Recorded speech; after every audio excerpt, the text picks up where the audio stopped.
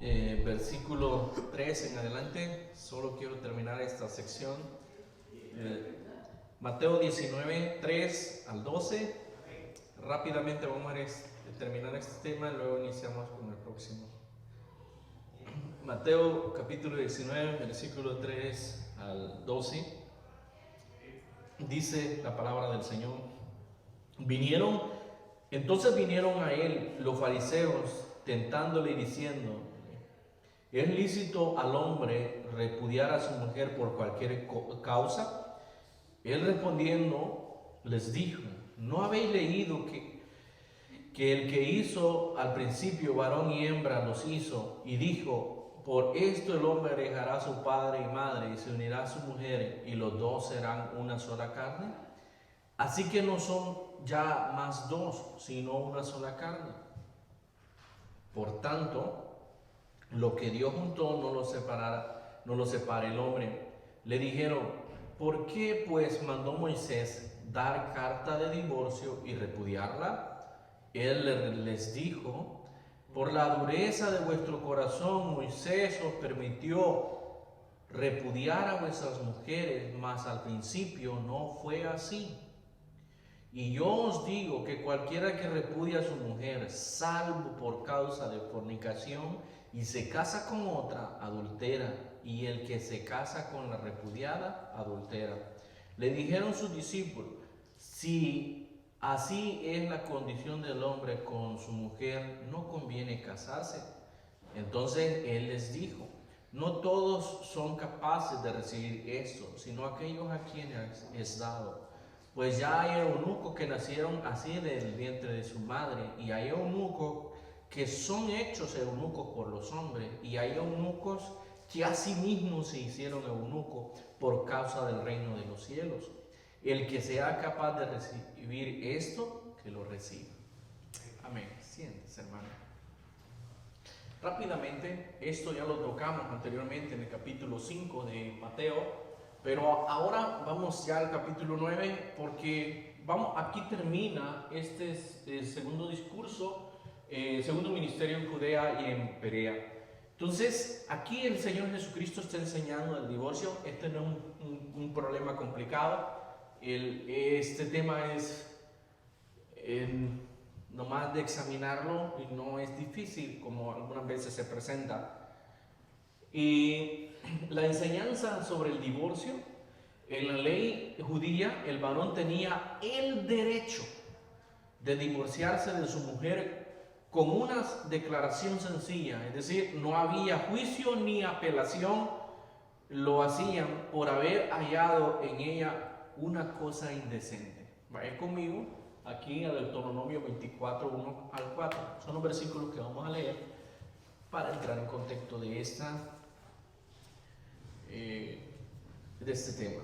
Deuteronomio 24, 1 al 4 dice: cuando alguno tomare mujer y se casare con ella, si no le agradare por haber hallado en ella alguna cosa indecente, le escribirá carta de divorcio y se la entregará en su mano y la despedirá de su casa, y salida de su casa podrá ir y casarse con otro hombre. Pero si la aborreciere este último y le escribiere carta de divorcio y se le entregase en su mano y la despidiere de su casa, o si hubiere muerto el postrer hombre que la tome por mujer, no podrá su primer marido que le la despidió, el primero que se divorció de ella, volverla a tomar para que sea su mujer, después que fue embellecida, porque es abominación delante de Jehová, y no has de pervertir la tierra que Jehová tu Dios te da por heredad. Amén. Entonces dice aquí que el motivo por el cual puede haber esto, lo que es el divorcio, es por una cosa indecente. Pero véanlos, aquí ya en el Nuevo Testamento estos se habían pasado, como dice el Salvador de la raya. ¿Qué diferencia hay entre el matrimonio y el divorcio? Por ejemplo, el matrimonio ha sido aprobado por Dios, como lo dicen los versículos anteriormente, pero el divorcio no ha sido aprobado por Dios. Porque no puede estar aprobando el matrimonio y puede estar y aprobar también el divorcio. Lo que pasa con el divorcio es que ha sido permitido, que es otra cosa. Es decir, el matrimonio es aprobado por Dios, pero el divorcio ha sido permitido por Dios en caso de que hubiese fornicación. Entonces esa es la condición que presenta. Pero aquí lo que vamos a ver es que en el tiempo de Jesús, por cualquier cosa ya se querían divorciar, porque el marido tenía a la disposición, él es el que decidía si se divorciaba. En cambio, ahora en nuestros días, eso debe de ser, es una decisión mutua. Entonces, pero no es el plan de Dios. Entonces, el motivo por el cual podía haber eso es porque tenía que haber hallado algo, una indecencia, una infidelidad, o que llegó al matrimonio no siendo virgen como la ley lo mandaba. Entonces, en el Nuevo Testamento, esto del divorcio era una práctica común. Vean, apoyada por algunos rabinos, resultaba virtualmente un asunto de capricho del esposo. Es decir, que por cualquier razón, incluso, esto lo dice la historia, no lo dice la Biblia, lo dice la historia concerniente a esos años, que incluso algunos hombres se divorciaban porque la esposa le servía comida ligeramente quemada. En otras palabras, sí, vaya, por esta razón ya nos vamos a divorciar. Y él le daba. Entonces, pero el Señor dice, no, esas cosas no. Yo estaba estudiando esto con mi esposa, lo estábamos estudiando, y me dice, esposa, viejo, ya me hubieras dejado varias veces. Entonces, pero no dice de la mujer aquí. ¿Por qué solo hay referencia? ¿Se acuerdan ustedes cuando le llevaron una mujer a Jesús? Que los fariseos la acusaban que había sido encontrada en el hecho del adulterio. ¿Por qué no le llevaron al hombre también? La balanza tiene que ser pareja. Porque en este caso la ley le daba más, es decir, la tradición le daba más prioridad al hombre, porque la ley la habían aplicado ellos o la interpretaban a su manera. Y eso es lo que estaba pasando aquí ya en el Nuevo Testamento. Allá Moisés hizo todo lo posible por evitar esto, pero fue permitido en este momento para no dañar el modelo de Dios, el cual es el matrimonio. Es decir, para que la mujer no quedara a la deriva, sino que tenían un respaldo. Entonces, en estos casos, Jesús otra vez aquí en Mateo 5:32, que fue la vez pasada, lo tocamos, declaró que el divorcio, por la razón que fuera, era incompatible con el propósito de Dios para el matrimonio. Es decir, por Jesús o el Señor estableció o explicó que el hombre, la familia, o en este caso los líderes, deben de cuidar el modelo, el propósito principal del matrimonio, para no llegar a este punto. Pero él explicó algo más tarde, cuando dice, al haberlo establecido en el intento original del Creador, al decir que al principio no fue así. Estas cosas al principio no estaban permitidas. Estas cosas no sucedieron al principio. Sucedieron por la dureza del corazón de los hombres. La dureza aquí se traduce por el orgullo, la arrogancia de los hombres. Por eso es que se llegó a este punto. Entonces está diciendo aquí, como superior a la provisión en Deuteronomio 24, Dice que se dio, y Moisés dice aquí en el capítulo 24 que leímos, que fue por la dureza del corazón. Igualmente el Señor Jesucristo le explica a los fariseos que fue por la dureza de su corazón, por su orgullo, su arrogancia, por no querer ceder o por no perdonar una falta de su esposa. Pero cuando yo cometo un error, pues sí quiero que me perdonen, ¿verdad? Entonces es lo que está diciendo el Señor, va, esto es parejo. Entonces debe de ser. Entonces el Señor está enseñando que esto no debe de suceder. El plan original de Dios es que esto no pase. ¿Vea? Pero la Biblia siempre tiene respuesta a cualquier problema. El Señor es la solución y tiene respuesta a cualquier pregunta. Y entonces Moisés había hecho todo lo que estaba en su poder para oponerse al divorcio. Esto fue solamente por la dureza del corazón del pueblo que Moisés concedió que se podían divorciar. Y aquí, ya que el esposo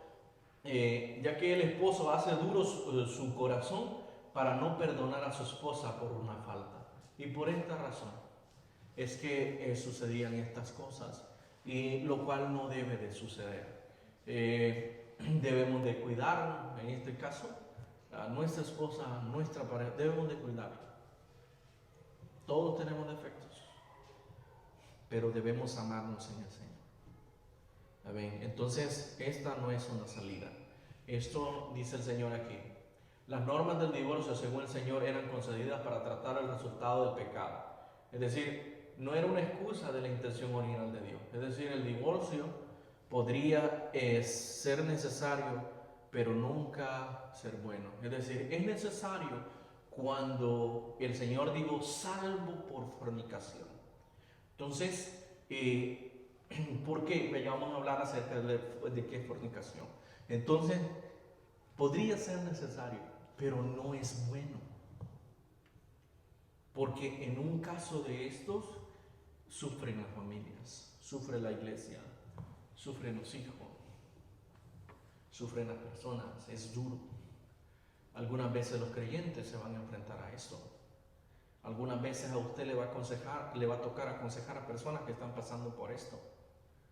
Y entonces debe de haber una respuesta de nosotros. Por ejemplo, todo lo que hemos visto en estos 3 meses, o en un momento ustedes lo van a sacar. El Espíritu Santo se los va a recordar a ustedes para enseñar. Esto no es para juzgar a nadie. Esto es para que nosotros aprendamos y podamos ver lo que la Biblia enseña. Y con esto termina el Señor aquí. Por eso estamos terminando, porque luego pasamos al otro tema. Cuando el Señor dice salvo o no ser por causa de fornicación, no quiere decir que si se puede reconciliar no lo haga, ¿verdad? Sino que es mejor hacerlo, ¿no? Esa sería la última instancia. Eso sería, hermano, sería el divorcio porque ha sucedido una infidelidad, no porque yo quiero divorciar. Por eso, pero como dice, más que todo por el orgullo, por el ¿cómo se llama? Lo que digo del hombre, por la Sí. no es porque no está diciendo, bueno, si hubo infidelidad, divorcio, ¿verdad? No. No, aquí. Esa es como le digo la última opción, ¿verdad? Sí. Está el perdón. Imagínese, hermano, que yo conozco a alguien cerca que pues la señora le fue infiel, ¿verdad? Sí. Y él es del radicalismo que no divorcio. Entonces, ya hombre ya tiene 60 años solo, decidió vivir solo por no divorciarse o por no rehacer su vida. Porque no va a entrar al cielo, dicen ellos. Ellos dicen Es que hay quienes se cierran en eso.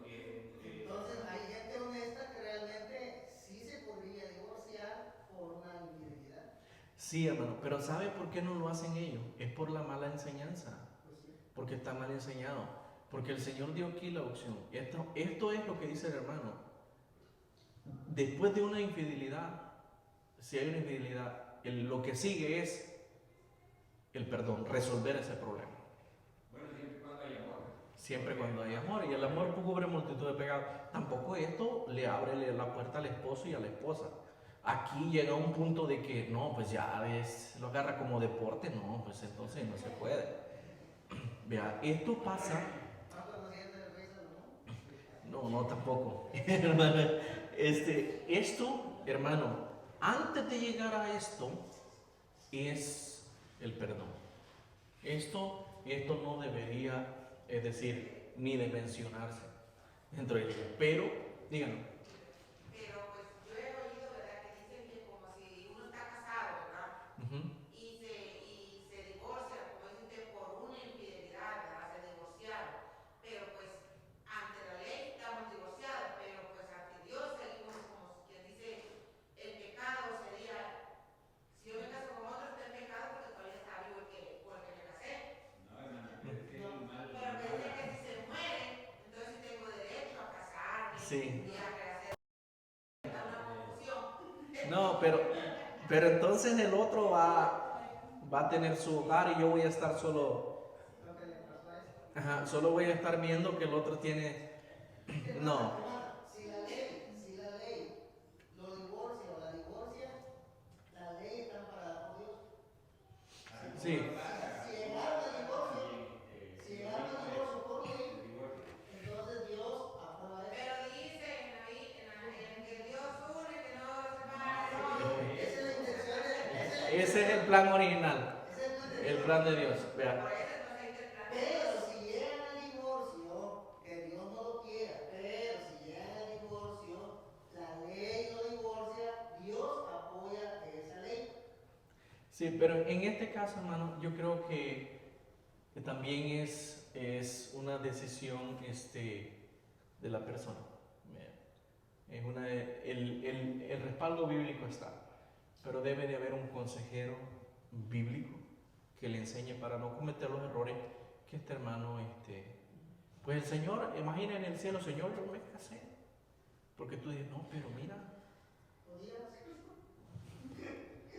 pero sí, Lo que estamos cometiendo es pecados. Hay que hacer más pecados, por ejemplo. sí, sí, no. Por ejemplo, cuando el caso es en unión libre y que vivieron un tiempo y no se entendieron y cada quien para su casa, ¿ahí qué pasa? Pues aquí ¿Y está. ahí uno se puede casar después otra vez? No, ahí no hay un compromiso de matrimonio, pero Pero como si vivieron mal ante los ojos del Señor, ¿verdad? exactamente. Lo que una pareja debe de hacer es casarse. Debe de casar. Pero tampoco debe de imponérselo. Usted, si fuera el caso de una hermana que es creyente y el esposo no es creyente, la Biblia dice que le dé testimonio. Vean, que no lo deje, aunque él es converso, sino que haga para que gáneselo. Eso es lo que dice el Señor, que ore por él y que con su testimonio, pues que se lo gane para el Señor, pero que no lo deje. Yo una vez oí, hermano, y Ujú. tiene cierto sentido lo que dice el hermano Vicky, que si están juntos y hay unión y están ya mucho tiempo ahí, oí yo, no es que, ¿verdad? Que Dios apoya esa unión. O sea, yo oí. Lo apoya, pero ¿Basado en qué? En que en el Edén, pues, pero ahí se entiende que solo estaban los dos. no, vaya, yo podría, pero una cosa es apoyar y otra cosa es aprobar.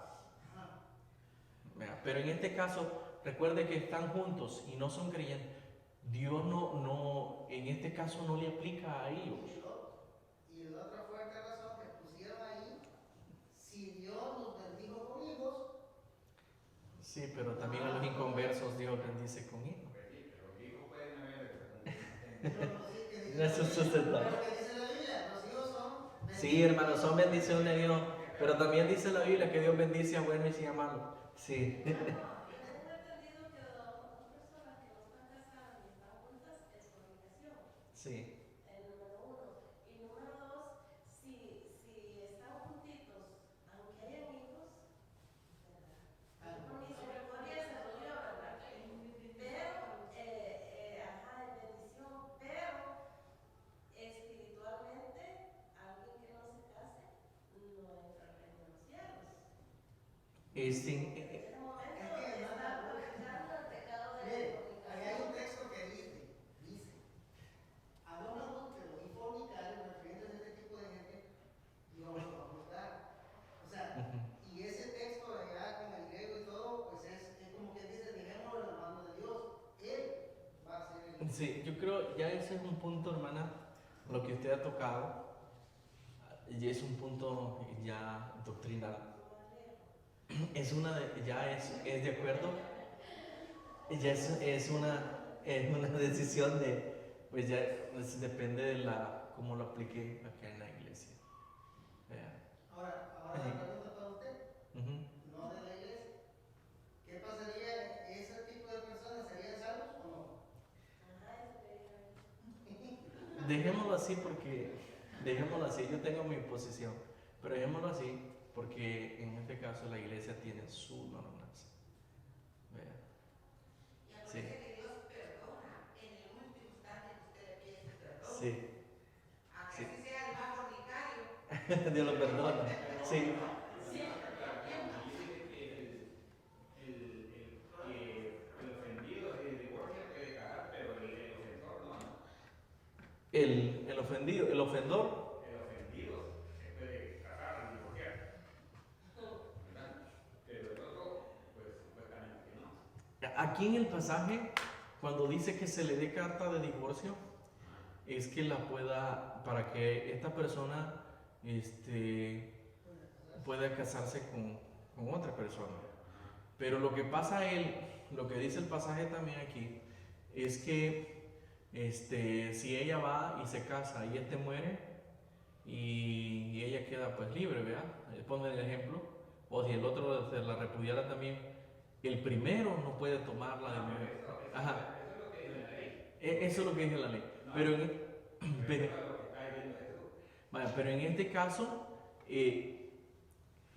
pues la escritura nos está diciendo, si ella puede casarse, él no, de acuerdo a la ley, pues él la repudió, según el pasaje si puede casarse. Ella no la volvería a tomar a mí. Ya no, Habiendo estado ella. habiendo estado Por con ejemplo, una pareja se dejó y se fue con alguien más y dijo, ¿sabes qué? Fue un error, me equivoqué, quiero regresar nuevamente contigo, ya no puede eso. en la ley, en la ley no, en la ley no. Pero eso no aplica estos días. No, en la ley no. Recuerda, hermana, en la ley no se podía. Pero ahora en este tiempo el Señor dijo que el perdón cubre multitud de pecados, igualmente el amor. Entonces, en este caso, si sucediera un ejemplo, un esposo se va con otra mujer y deja a su esposa, y obviamente se va a ir a estrellar porque eso es así. Se va a reventar 3 meses y ya luego viene reventado, arrastrado. Porque el plan de Dios no era ese. Entonces, viene y la esposa toma la decisión. Vea, aquí ya no está en él. Si la esposa decide perdonar, pero no está obligada, esa es la diferencia. Es decisión personal. Una es que la ley a la persona no está obligada, sino que es una decisión personal porque el otro falla. Pero como ella quedó libre por esa falta del esposo, el día después ella puede rehacer su vida. Puede rehacer su vida, pues no hay ningún, en este caso. No sé que sea viuda. No, porque viuda es cuando muere. Tenemos un principio bien claro en Oseas. Sí. Oseas, ahí está el perdón, está el divorcio y está el matrimonio y está todo otra vez. Sí.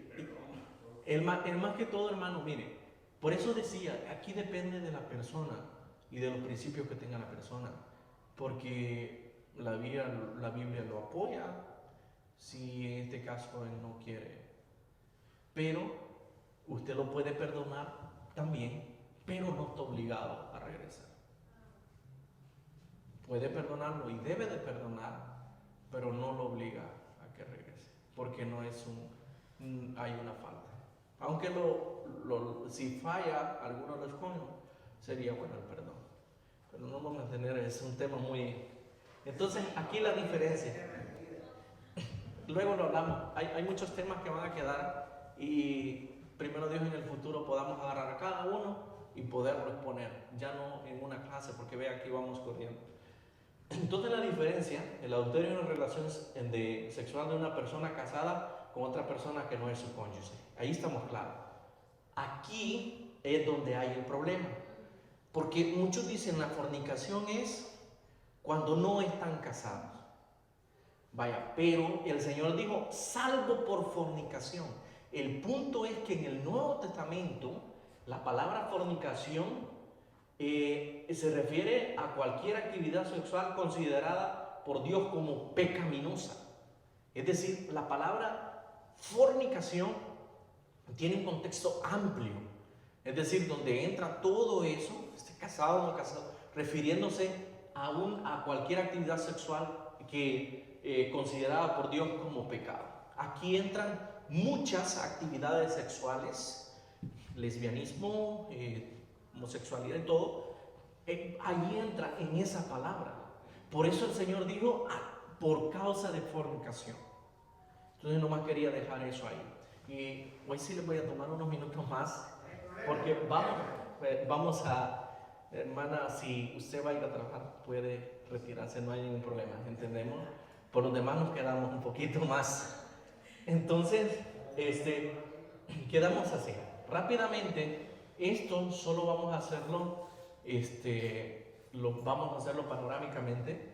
Mateo 24, vamos a tocarlo porque el próximo viernes no vamos a tener espacio de hacerlo, pero vamos a tocarlo rápidamente.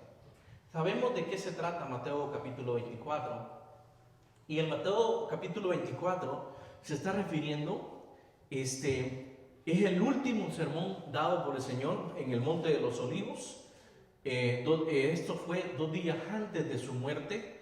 Es un sermón profético en el cual se ve la autoridad y el conocimiento que él tenía del futuro en cuanto a la tribulación, incluyendo el día de su venida. Es decir, él habla, todo lo que él habla aquí va a hablar de la tribulación, de los juicios y de los eventos de la tribulación y de su segunda venida en el capítulo 24.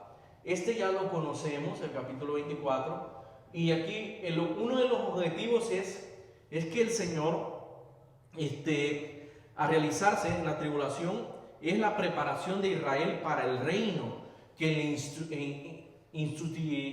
institucionarse, es decir, en su progreso, en el cumplimiento. El propósito de la tribulación es la preparación de Israel. Ese es el propósito de la tribulación.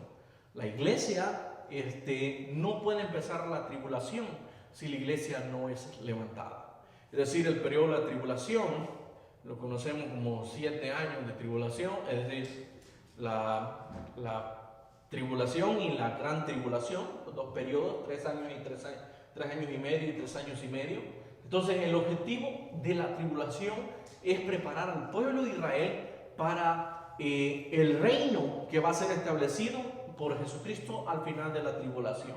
Entonces, el propósito es traer conversión a la multitud de judíos de diferentes partes del mundo que van a regresar a Israel en este periodo de tiempo de tribulación. Entonces, es el propósito la conversión del pueblo de Israel.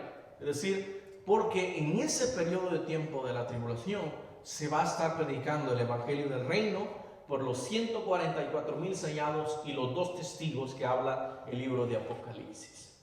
Entonces, aquí se van a hablar acerca de las buenas nuevas.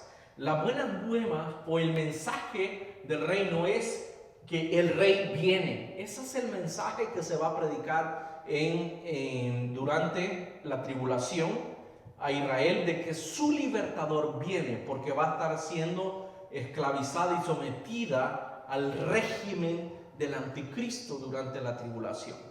Así como Juan el Bautista predicó tal mensaje para preparar a Israel para la primera venida del Mesías, así igualmente se considera Elías, y otros consideran que es Moisés, los 2 testigos, que predicarán para preparar a Israel para la segunda venida de Jesucristo.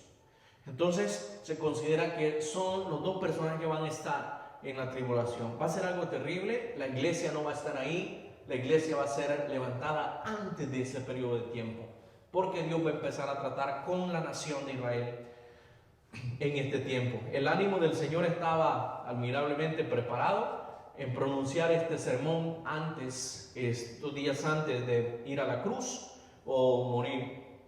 El mensaje del Señor se refirió a la degeneración corrupta que predominaba en el pueblo de Israel en ese tiempo y que va a predominar en ese tiempo. También denunció severamente a los líderes religiosos, igualmente declaró que iban a haber castigo fuerte a través de las circunstancias. Vemos que en el año 70 el templo es destruido, Jerusalén también, y igualmente en la segunda venida el Señor va a castigar a estos gobiernos. Creo que se fue. Va a castigar a estos gobiernos en este tiempo. Entonces, luego, hermanos, tenemos aquí el capítulo 24 y 25 nos están hablando acerca de todos los juicios que van a estar en este tiempo. Rápidamente les voy a tocar estos puntos. No vamos a entrar en detalles, nomás vamos a hacer como el panorama en el que va a estar pasando. Por ejemplo, en el capítulo 4, versículo 2 de Mateo, nos está hablando de la destrucción del templo y de la ciudad de Jerusalén. Esto nos está hablando ya del año 70. Luego nos está hablando aquí en el versículo 3 del comienzo del discurso. Y en el capítulo 4 nos está hablando versículo 4 del periodo de la tribulación. Aquí nos está hablando acerca del periodo de la tribulación. Del versículo 4 en adelante hasta el versículo 6, los eventos que encontramos ahí no está hablando a la iglesia, está hablando acerca de la tribulación, del periodo de la tribulación. Solo vaya conmigo en los primeros versículos, rápidamente lo leemos, solo le voy a tomar unos minutitos más, hermanos. Capítulo 24, versículo 4 en adelante, dice: respondiendo a Jesús y les dijo: mirad que nadie os engañe, porque vendrán muchos en mi nombre diciendo: yo soy el Cristo, y a muchos engañarán, y oiréis de guerras y rumores de guerra. Mirad que no os turbéis, porque es necesario que todo esto acontezca, pero aún no es el fin. Y porque se levantará nación contra nación, reino contra reino, habrán pestes, hambres, terremotos en diferentes lugares, y todo esto será principio de dolores. Entonces entregarán a tribulación y os matarán, y seréis aborrecidos por toda la gente por causa de mi nombre. Muchos tropezarán entonces y se entregarán unos a otros, y unos a otros se aborrecerán, y muchos falsos profetas se levantarán e engañarán a muchos. Y por haberse multiplicado la maldad, el amor de muchos se enfriará. Mas el que persevere hasta el fin, este será salvo, y será predicado este evangelio del reino en todo el mundo para testimonio a todas las naciones, y entonces vendrá el fin. ¿El fin de qué aquí en este tiempo? El fin del siglo, no el fin del mundo. Aquí no se acaba el mundo, porque después de este tiempo continúa lo que es el reino. Entonces, cuando está diciendo aquí que el que persevere hasta el fin, este será salvo. Muchas veces se toma este pasaje y venimos y lo aplicamos a la iglesia. Pero aquí está hablando de los judíos y de los creyentes durante el periodo de la tribulación, que perseveren hasta el fin del periodo de la tribulación con su fe en el Mesías o en Cristo, y que no se dejen marcar por la bestia, y ni que no adoren al anticristo, ni al falso profeta, ni en ninguna de estas imágenes. Entonces, aquí este periodo de tiempo, específicamente este pasaje está hablando del periodo de la tribulación. La iglesia aquí no tiene nada que ver, porque ya estaríamos en la presencia del Señor, según este pasaje. Nosotros vamos a ver algunas cosas que suceden acá en el principio de este pasaje, pero los dolores están específicamente ya en este periodo de la tribulación, porque el Señor va a librar a su iglesia de la tribulación. Entonces, y luego termina el periodo de la tribulación de 7 años, viene la segunda venida. Luego tenemos aquí la reunión de Israel luego las indicaciones para esperar la venida de Cristo. Luego el juicio contra Israel, contra las naciones que va a ser, el juicio contra los gentiles, las naciones gentiles en este tiempo, luego te vienen todos los eventos de la segunda venida de Cristo. Entonces el capítulo 24 nos está hablando de los eventos de la tribulación que van a suceder en un tiempo futuro, no muy lejano. Se considera que todo va apuntando que la venida del Señor está cerca, ¿verdad? Porque estas cosas van a suceder. Ya los tiempos están indicándonos que todo va apuntando hacia la venida del Señor. Y antes que todo esto pase, la iglesia pues va a ser levantada. Entonces la iglesia está entrando en un periodo, hermano, que en los últimos tiempos, que representa la séptima iglesia de Apocalipsis, la iglesia acomodada, la iglesia que está cómoda, que no necesita nada, tiene dinero, tiene pues todo lo que necesita. Entonces en ese periodo de tiempo va a haber mucho. Y cuando habla aquí que el amor de muchos se enfriará, se está refiriendo, hermano, hacia hacia el poco interés que la gente va a mostrar al mensaje del Mesías o a la venida del Mesías durante este periodo, porque la persecución va a ser fuerte, la presión del mundo y de la escasez en ese tiempo, la guerra y todas las hambres van a ser fuertes, que va a llegar a un punto que el amor por Cristo se va a perder en las personas, se va a enfriar. Es decir, no va a haber ese amor hacia Jesucristo, hacia el Mesías, Cristo, que es el mensaje del reino que se va a predicar.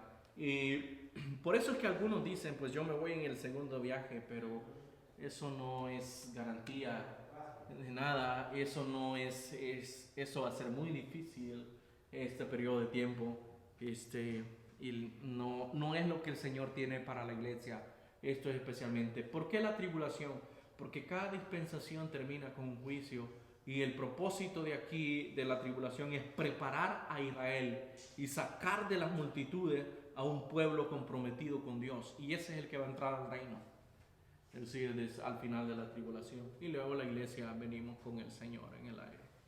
Entonces ese periodo, cuando vayamos a enseñar o predicar de Mateo 24, tenemos que tomar muy en cuenta estas cosas, porque específicamente aquí está hablando de los eventos de la tribulación, está hablando del pueblo de Israel, está hablando de los juicios a las naciones gentiles y los juicios a la nación de Israel, y está hablando también de los eventos que se van a dar en ese tiempo, durante la tribulación y después de la tribulación.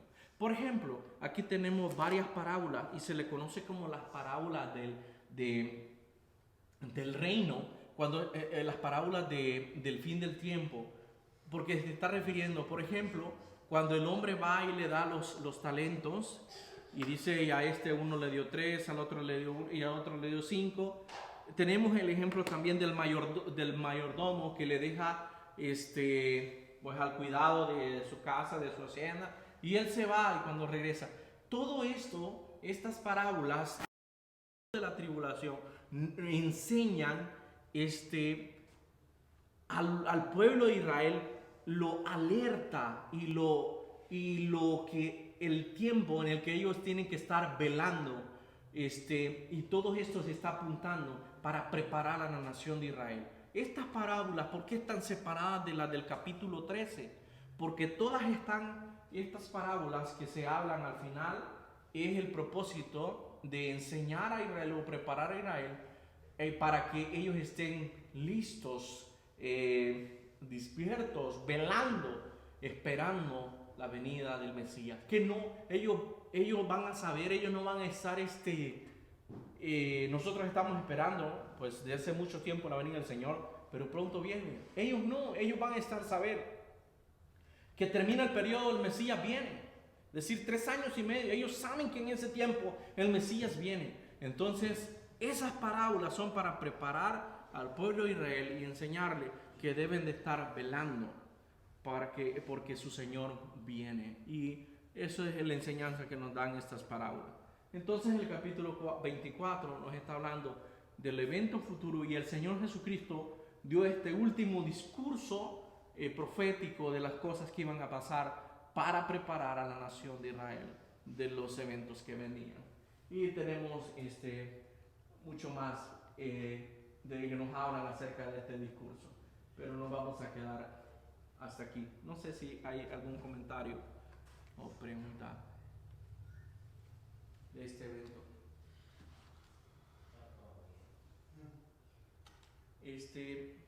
Cuando hablo de Mateo 24, el que persevere hasta el fin será salvo,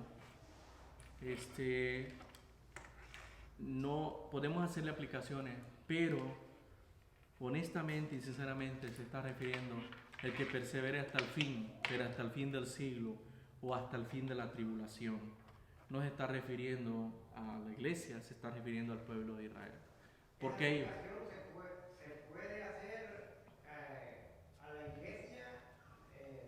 se puede hacer a la iglesia de la perseverancia, sí, pero no tomarlo como un punto doctrinal para